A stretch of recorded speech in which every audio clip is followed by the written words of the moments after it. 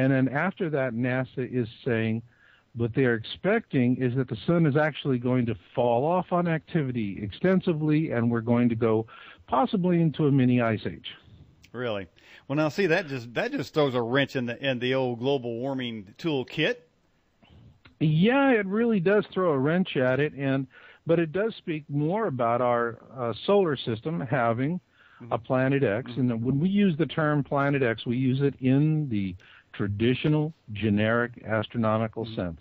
Yep. Planet X being an object orbiting our planet, or our sun, that is about the size of a planet or larger, and we don't know about it. We haven't observed it, but we understand of its existence by how it's interacting with other bodies in our solar system. And this is how we actually find things. For example, it was perturbations in Saturn that led us to discover Uranus, then perturbations in Uranus that led us to Neptune, perturbations in Neptune that led us to Pluto, and so forth.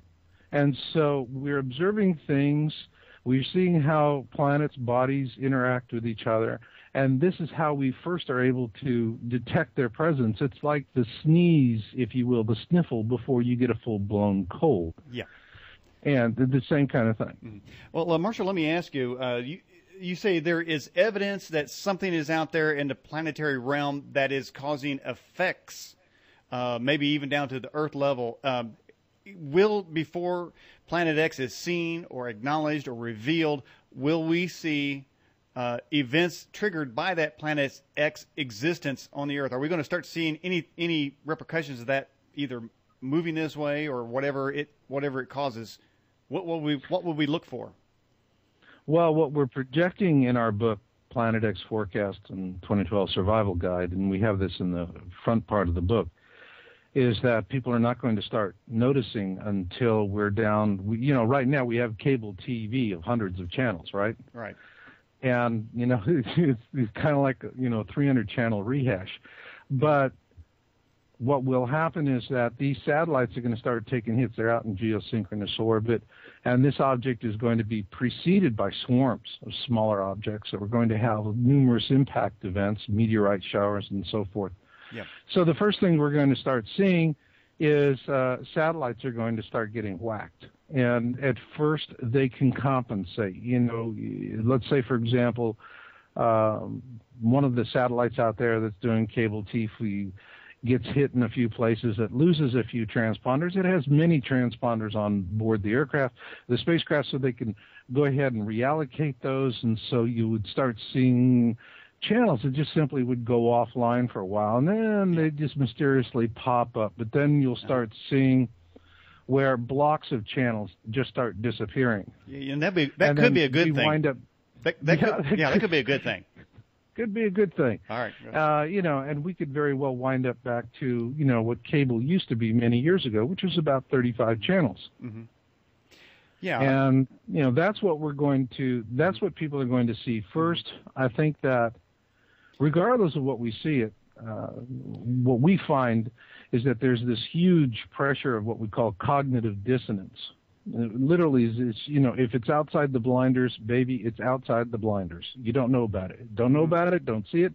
You don't have to believe it. It's not there. Mm-hmm. And that's the reason why, we always tend to be, as a society, we tend to be blindsided so easily. Right. Is that if it's not inside our belief system, we won't accept it. Right. So it really has to be, people are saying, when are we going to see it? When are we going to know it's real? My answer to that is when we're all standing out in our backyard, pointing up at the sky and collectively pooping our pants. Whoa. And that's about the time people are going to go, yeah. Look at global warming. Or they could say, what's that smell? Yeah, really. Or that may not even be interesting to them at that point. Yeah. Well, I tell you, you say there are some telltale signs.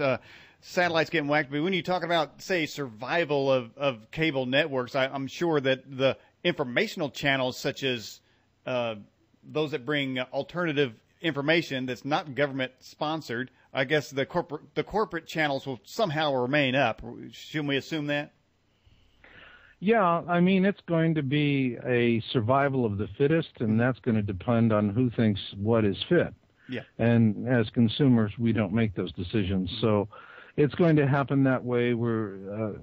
There's going to be other things that are going to be happening. We'll start seeing more of these oddball events. All right. Another thing that I point out in the Surviving 2012 video is that we're going to see more of these infrastructure failures. That bridge that in Minneapolis that collapsed. Yeah. Now, a bridge that's like that, even if they were watching it and they knew it was deteriorated and all that, you'd have a section of it fail, maybe. Or there'd be something that, a few things would start to fall through. But to have it literally fail so suddenly and so catastrophically, the only thing that explains it really well is that the whole bridge was just simply pulled apart. Right. Well, why? How did it get pulled apart? And, well over half of the infrastructure in our country is painted rust.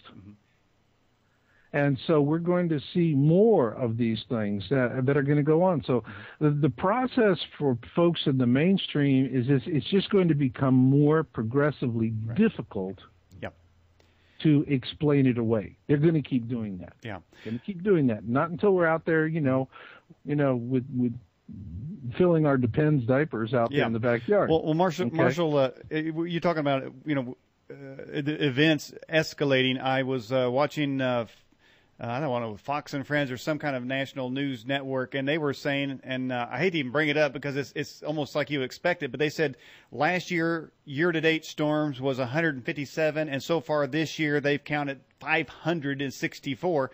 But now I know that a lot of people see that as, won't they automatically say, that there's going to be more wars, there's going to be more weather, and just you have this incrementalism, but never really coming to some sort of major event, just like today or this week we had an earthquake, but pretty much that I think it's a Madron fault line. That one was expected for many years anyway. And I mean, if San Andreas cracks, well, that's been expected, just like they were expecting the New Orleans to go underwater. They were expecting that. So, how do you differentiate? Yeah, but the fact is, we didn't start taking global warming seriously until New Orleans did go underwater. Yeah. All right, think about it. They've known about that. I've been in New Orleans several times before Katrina hit. And I really love that town. And there's something magical about sitting in Preservation Hall listening to jazz. And the place is, it's very not glorious. It's like a musty little garage. But I look back to those memories and I cherish them. And it was just the whole town and the vibrancy, and to just see what happened during Katrina. Yeah. I also think that what happened after Katrina, with all those people stranded in the Astrodome, is a good example of, frankly, a eugenics-style approach to this. What you had were not tax generators, but tax users. And they were treated like tax users. Just let them sit there and it wasn't until you had a couple of guys from Fox standing out there, help these people, and they're crying. All right, and it took something like that to make it happen. So we can deny it. In other words, you see the trends, you see this stuff. We've been seeing it happening for years. Okay. Hey, all right, and Marshall, listen. Let's get to a few questions we have here. Sure. For one, right off the live chat, is it a fact that is the sun brighter and whiter than it used to be? Well, the sun is more active than it was, yes, and it's going in that what we have is general solar activity has picked up considerably. It's much more active. We have more large solar flare events, and this is something that is, and what's interesting, keep this in mind. Now, we have the 2012 date. This has been steadily picking up since 1940, according to the Max Planck Institute in Germany. And according to NASA, this trend is going to continue and intensify up till 2012. But then after